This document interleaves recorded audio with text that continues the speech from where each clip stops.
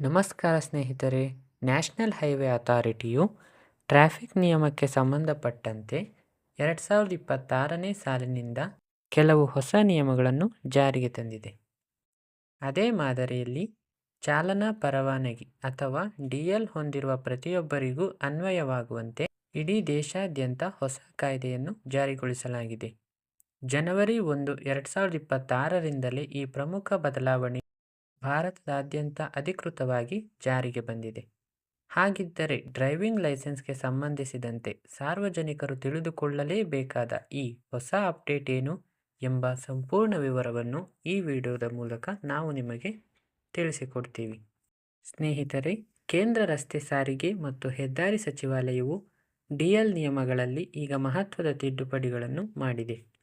ಈ ಹೊಸ ಮಾರ್ಗಸೂಚಿಯ ಪ್ರಕಾರ ಯಾರಾದರೂ ವಾಹನ ಸವಾರರು ವರ್ಷದಲ್ಲಿ 5 ಬಾರಿ ಸಂಚಾರಿ ನಿಯಮಗಳನ್ನು ಮುರಿದರೆ ಅವರ ಲೈಸೆನ್ಸನ್ನು ನೇರವಾಗಿ ರದ್ದುಗೊಳಿಸಲಾಗುತ್ತದೆ.